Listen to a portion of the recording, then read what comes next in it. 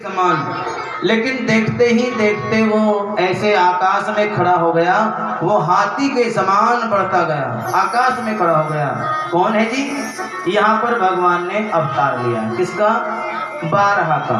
एक बार प्रेम से बोलो बारहा भगवान की। भगवान बारहा का अवतार धारण करके जल में कूद पड़े हैं, रसातल से पृथ्वी को लेने गए हैं और भगवान पहुंच गए हैं। क्या किया है भगवान ने? बारहा भगवान ने पृथ्वी को अपने दोनों दांतों के बीच में दबाया। अब देखो ये पृथ्वी कितनी बड़ी है, इतनी बड़ी पृथ्वी को भगवान ने अपने दांतों के बीच में दबाया और दांतों के बीच में दबा करके भगवान इस पृथ्वी को लेकर आ रहे हैं। देख लो भगवान का स्वरूप कितना बड़ा है। भगवान का कोई आकार नहीं है, भगवान साकार भी है और भगवान निराकार भी है। बिन पग चले सुने बिन काना और बिन कर कर्म करे विधि नाना। भगवान साकार रूप से भी आते हैं और भगवान निराकार रूप से भी रहते हैं। भगवान को आप जैसे भजो, जैसे पुकारो, भगवान वैसे ही प्रकट है जाते हैं। तेरी जाने तू करे अरे भलो बुरो संसार, नारायण तू बैठ करके अपनो भवन बुहार। यहीं पर इसी समय एक घटना घट गई है। क्या घटना घटी जी? इसी समय एक महापराक्रमी राक्षस है, दुष्ट है एक।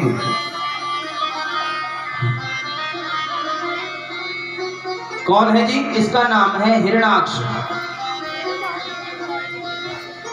अब बातें बंद करो मैया, चश्मे वाली मैया।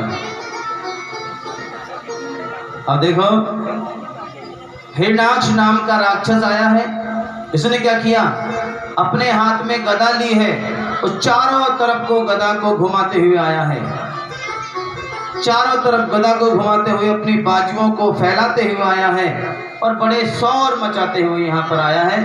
कह रहा है अरे यहाँ पर कोई है जो हमसे युद्ध कर सके, यहाँ पर कोई है जो हमसे लड़ सके। और देखो यहाँ पर कोई नहीं मिला, कोई सामने नहीं आया। लेकिन भक्त प्रेमियों, श्रोताओं, बंधुओं, मैयाओं, अचानक यहीं पर नारद जी आ गए। जैसे ही नारद जी आए, नारायण नारायण नारायण। अरे अरे आओ नारद जी, नारद जी आओ, चलो हमसे युद्ध करो। नारद जी बोले महाराज हम युद्ध करना कहाँ जाने, अरे हम तो संत हैं, ब्राह्मण हैं, हम लड़ना वड़ना नहीं जानते, हमको लड़ना नहीं आता। तो क्या जानते हो? फिर क्या जानते हो? और नारद जी घबरा गए, दुष्ट है, राक्षस है, पता नहीं क्या कहते। नारद जी बोले महाराज हम तो केवल भजन करना जानते हैं, हम तो केवल गुणगान करना जानते हैं। अरे नारद जी किसका गुणगान करते हो? अब नारद जी सोच में पड़ गए कि किसका गुणगान करते हैं। अगर इस दुष्ट के सामने बता दिया कि हम तो हरि भगवान का गुणगान करते हैं, हम तो विष्णु जी का गुणगान करते हैं, तो कहीं हमको चक्कर में ना गिर दे। तो देखो नारद जी ने यहाँ पर चालाकी दिखाई है। नारद जी मन ही मन तो कहते हैं कि भगवान का गुणगान करता हूँ, लेकिन प्रत्यक्ष रूप से उंगली का इशारा करके कहते हैं अरे महाराज हम तो आपका ही गुणगान करते हैं। अरे हमारा गुणगान करते हो? वाह वाह नारद जी, अब तो प्रसन्न हो गया। बोला तो नारद जी जरा गुणगान करके बताओ, जरा गा के बताओ कि कैसे गाते हो। भैया गाना भी पड़ेगा? अरे हाँ हाँ नारद जी जरा गा के तो बताओ, गुणगान हमारा कैसे करते हो। अब तो नारद जी ने देर नहीं की, नारद जी ने तो अपना बीड़ा बजाना शुरू कर दिया और नारद जी तो गाने लगे। महाराज मैं तो गुणगान करता हूँ आपका,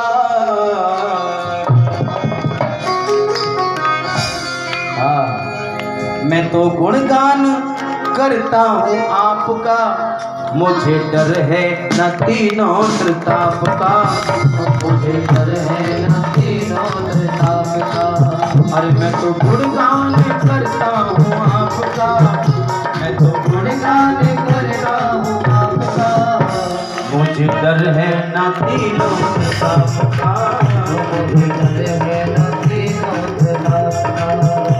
आपका नाम ले आपका ध्यान कर, आपका नाम ले आपका ध्यान कर, आपका नाम ले आपका ध्यान कर, आपका नाम ले आपका ध्यान कर। मैं तो गुणगान करता हूँ आपका, मुझे डर है ना तीनों प्रताप का, मुझे डर है ना तीनों प्रताप का, मुझे डर है ना तीनों प्रताप का। वाह, अरे वाह नारद जी वाह, गुणगुण तो बहुत अच्छे गाते हो, बहुत बढ़िया गुणगान करते हो। तो नारद जी कहने लगे, तुमसे बढ़कर इस दुनिया में और न कोई बलशाली है, और न कोई बलशाली है, और न कोई बलशाली है। माया तेरी जाने न कोई, माया तेरी जाने न कोई, सब जग का तू माली है, सब जग का तू माली है, सब जग का तू माली है। आपका ध्यान कर आपका नाम ले, आपका ध्यान कर आपका नाम ले। मैं तो गुणगान करता हूँ आपका, मुझे डर है ना तीनों प्रताप का, मुझे डर है ना तीनों प्रताप का, मुझे डर है ना तीनों प्रताप का, मुझे डर है ना। अरे वाह नारद जी वाह, गुण तो बहुत अच्छा गाते हो, गाते तो बहुत अच्छा हो नारद जी, लेकिन ये बताओ कि कुछ लड़ना भी जानते हो कि नहीं, क्योंकि इसकी भुजाओं में तो खुजली हो रही है। अरे नारद जी लड़ना वड़ना भी आता है तुमको? नहीं। नारद जी बोले महाराज लड़ना हमको नहीं आता, लेकिन हाँ सुनो, लड़ना हमको नहीं आता लेकिन हम लड़ाना बहुत अच्छा जानते हैं। लड़ना तो नहीं जानते, लड़ाना हमको खूब आता है। कि जल्दी करो, अभी अभी भगवान ने 12 का अवतार धारण किया है और भगवान पृथ्वी को लेने को रसातल को गए हैं। तुम जल्दी करो और जल में कूद जाओ और भगवान से जाकर के 12 भगवान से जाकर के युद्ध करो। अब तो हिरणाक्ष ने देर नहीं की है, वो तो जल के अंदर कूद गया है और जाकर के भगवान को ही ललकारने लगा। भगवान ने देर नहीं की है, भगवान ने जो देखा, भगवान ने इसको पकड़ लिया है और फिर भगवान ने 12 भगवान ने इसको ऐसे रगड़े लगाए हैं, ऐसे रगड़े लगाए हैं कि भगवान ने इसका प्राणा अंत ही कर दिया है, भगवान ने इसको समाप्त ही कर दिया। बोलो 12 भगवान की जय। भगवान ने अपने खुरों से जल को स्तंभित किया है, जल को स्तंभित कर भगवान ने जल के ऊपर ही पृथ्वी को स्थापित कर दिया। और फिर भगवान लौट करके अपने धाम को गए हैं। इसके बाद देखो सुखदेव जी महाराज सुना रहे हैं कि सुनो राजा, माता देवहूति के गर्भ से कपिल देव भगवान का अवतार हुआ और फिर कपिल देव भगवान ने अपनी माँ देवहूति को ज्ञान वैराग्य का उपदेश दे करके मुक्ति का साधन बताया है। और इसी समय ब्रह्मा जी ने दक्ष को सभी प्रजापतियों का अधिपति बना दिया है। और भक्तजनों, जब दक्ष को प्रजापतियों का अधिपति बना दिया तो इस बात का दक्ष को थोड़ा सा अहम हो गया है, यानी कि दक्ष को अहंकार हो गया है।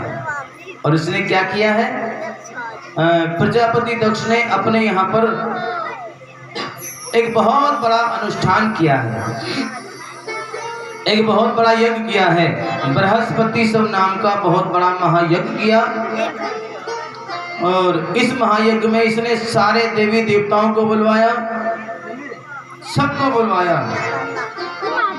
लेकिन देखो अपने ही दामाद भगवान शंकर और अपनी ही बेटी सती को निमंत्रण नहीं दिया, अपनी बेटी और दामाद को नहीं बुलाया, सबको बुलाया। और भक्त प्रेमियों, जब वो समय आया कि सारे देवी देवता सज धज करके अपने अपने विमान लेकर के जा रहे हैं, और ये देवी देवता विमान कैलाश पर्वत के ऊपर से ही उड़ा करके ले जा रहे हैं। तो सती कैलाश पर्वत पर बैठी हैं भगवान शंकर के साथ में। सती ने कहा कि प्रभु, ये सारे देवी देवता कहाँ जा रहे हैं? भगवान शंकर बोले, सती ये तुम्हारे पिता के घर जा रहे हैं। हमारे पिता के घर क्यों जा रहे हैं? क्योंकि तुम्हारे पिता ने एक बहुत बड़े यज्ञ का आयोजन किया है, बृहस्पति सब नाम का महायज्ञ किया है। तो सती बोले, फिर प्रभु आपके ससुर ने आपको निमंत्रण नहीं दिया, आप नहीं जा रहे? भगवान शंकर बोले, अरे सती, हमको नहीं, हमरे बैर तुम हूँ बिसरायो, हमारे कारण तुम्हारे पिता ने तुम्हें भी नहीं बुलाया है। और जो बात अब तक आज तक जो बात भगवान शंकर ने छिपा करके रखी है, सती से नहीं बताई है, आज वो बात भी भगवान शंकर ने खोल दी है। तो क्यों नहीं बुलाया है, इसका कारण क्या है? भगवान शंकर बता रहे हैं सती से, सुनो सती, एक बार देवताओं की सभा लगी हुई थी। इस सभा में सारे देवी देवता बैठे हैं, ब्रह्मा विष्णु महेश, ये तीन देवता हैं, शंकर भगवान और भगवान विष्णु और ब्रह्मा जी महाराज, ये तीन देवता हैं। ये तीनों देवता भी यहाँ पर बैठे हैं। अब जैसे ही प्रजापति दक्ष आए हैं, तो प्रजापति दक्ष के आने पर, लल्ली क्या कर रही है, सीधी ना बैठेगी क्या है? तो जैसे ही प्रजापति दक्ष आए हैं, सारे देवी देवता एकदम देख करके एक साथ उठ करके खड़े हो गए हैं। लेकिन भक्तजनों, ये तीन देवता उठ करके खड़े नहीं हुए। कौन कौन से जी? ब्रह्मा जी, विष्णु जी, शंकर जी, ये तीनों देवता बैठे रहे हैं। तो प्रजापति दक्ष को बड़ा बुरा लगा, बोला, देखो, हमें देख करके सारे देवी देवता खड़े हो गए, लेकिन ये तीनों देवता खड़े नहीं हुए। चलो कोई बात नहीं, अगर ब्रह्मा जी उठ करके खड़े नहीं हुए तो कोई बात नहीं, ब्रह्मा जी हमारे पिता कहलाते हैं। और अगर विष्णु जी खड़े नहीं हुए उठकर, तो विष्णु जी तो ब्रह्मा जी के भी पिता हैं। लेकिन ये शंकर, अरे शंकर तो हमारा दामाद है, ये तो हमारे पुत्र के समान है, ये तो हमारे बेटे के समान है। इस शंकर को तो हमको देख करके उठ करके खड़ा होना चाहिए था, हमारा सम्मान करना चाहिए।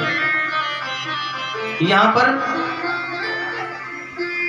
प्रजापति दक्ष ने भगवान शंकर को न जाने क्या क्या बुरा भला उल्टा सीधा कहा। लेकिन देखो भगवान शंकर कैसे हैं, बड़े भोले हैं। भगवान शंकर को तो अच्छा कहो तो कोई बात नहीं, बुरा कह दो तो कोई बात नहीं, भगवान शंकर को कोई फर्क नहीं पड़ा, भैया ठीक है, बात बीत गई। लेकिन भक्तजनों,